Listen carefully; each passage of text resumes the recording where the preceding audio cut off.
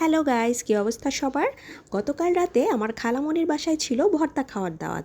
Basically এটা একটা get together ছিল। আসলে আমার মামি, মামাতো বোন, মামাতো ভাই, আমার ছোট মামা সবাই এই বাসায় ছিল। সো গেট টুগেদার প্লাস ভর্তা খাওয়ার দাওয়াত সব একসাথে।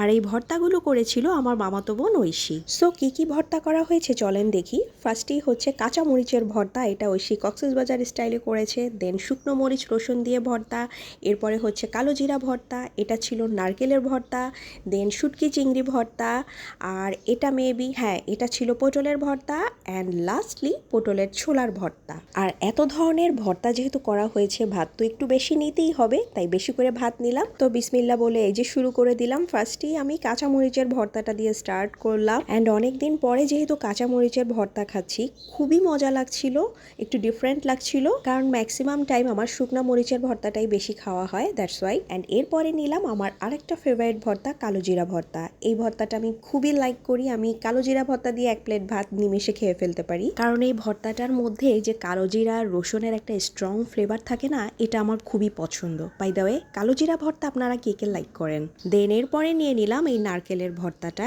এই ভর্তাটা কাঁচা নারকেল, রসুন, শুকনা মরিচ, পেঁয়াজ এগুলো দিয়ে করা হয়। যারা একটু মিষ্টি ঝাল দুটাই লাইক করেন, মিক্সড কম্বিনেশন, তারাই ভর্তাটা খুবই লাইক করবেন। অ্যান্ড এরপরে আমি নিয়ে নিলাম এই পটলের ভর্তাটা। এই ভর্তাটা না আমার অনেক ভালো লেগেছিল। দেন নিয়ে নিলাম এই পটলের ছোলা ভর্তাটা, অ্যান্ড এটাও না অনেক মজার ছিল।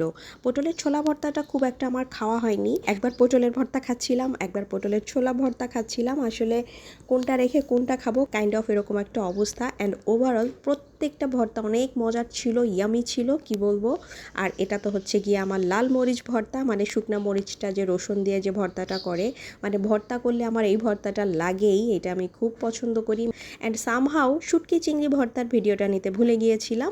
অ্যান্ড এরপরে আমি শুকনো মরিচ ভর্তা, কাঁচা মরিচ ভর্তা, কালো জিরা ভর্তা আর চিংড়ি শুটকি ভর্তা একসাথে ভালো করে মেখে নিলাম। অ্যান্ড এই নলাটা খেতে যে কি মজা লাগছিল। বাই দ্য ওয়ে, আপনারা কারা কারা আমার মতো এরকম 3-4টা ভর্তা একসাথে মেখে খেতে পছন্দ করেন অবশ্যই কমেন্ট করে জানাবেন।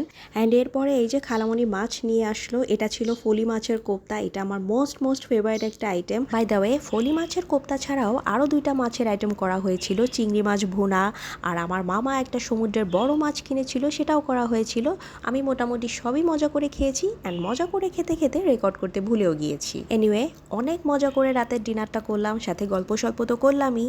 আমরা প্রায় রাত 3টা পর্যন্ত খালামণির বাসায় ছিলাম। So that's enough for today. দেখা হয়ে যাবে আমার অন্য কোনো ভিডিওতে। সে পর্যন্ত আপনারা ভালো থাকবেন, সুস্থ থাকবেন। আল্লাহ হাফিজ।